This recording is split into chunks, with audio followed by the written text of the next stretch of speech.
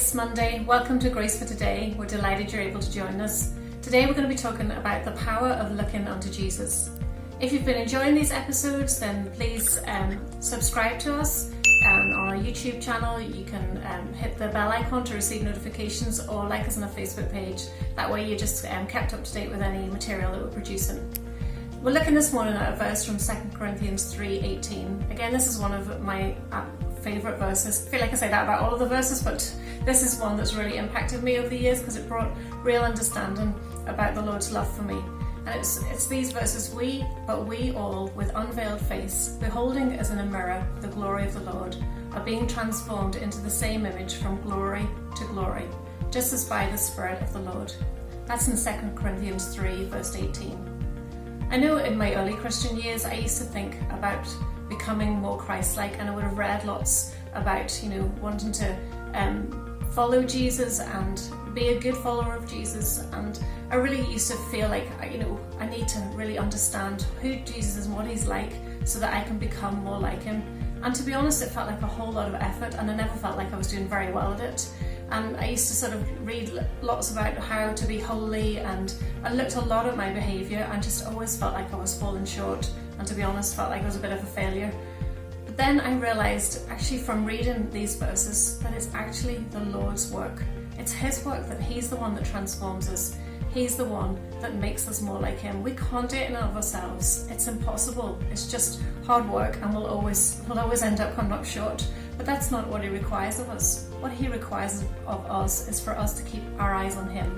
When we're in that posture, when we see him, we behold him. When we look at him face to face, that's when we become more like him. It's in his presence that we're transformed. And for me, this was just such an incredible revelation. Actually, when we behold Jesus, we become like him. But what does that mean for you, for your everyday life? Often Andrew and I will say whatever the problem is, the answer is Jesus. But you might be thinking, well, beholding Jesus, how's that going to help me today with my kids that are, going crazy at home, or just really struggling in my job, in my whatever situation it might be, whether it's your finances, whether it's your health? How does beholding Jesus help you in the midst of your difficulties?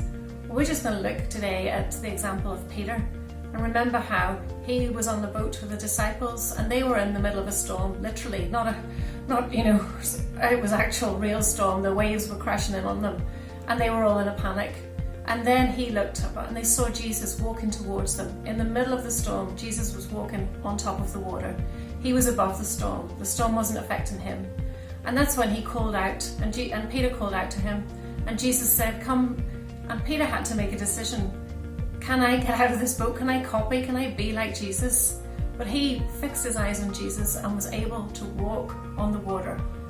Now, that's incredible, isn't it? How many of us can talk about we've been able to walk on water? It is impossible in the natural.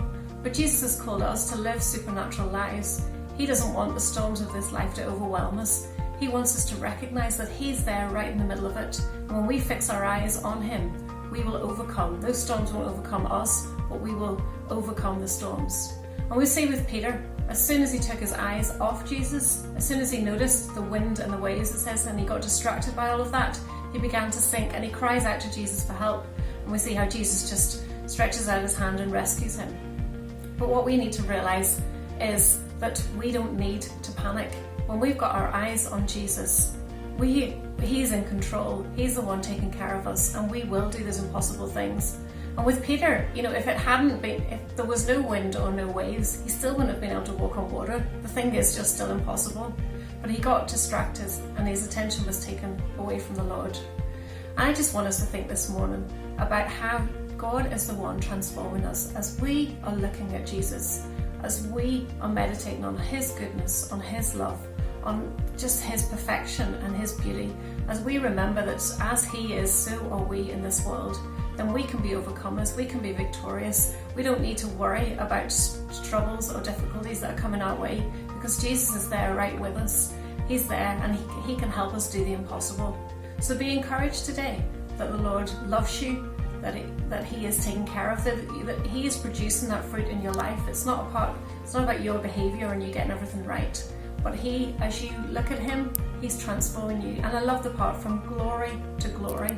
It's always increasing in abundance and influence in every area of your life is always on an upwards trajectory. It might not always seem like it day to day, but the Lord is taking care of you. The Lord is leading you. So have confidence.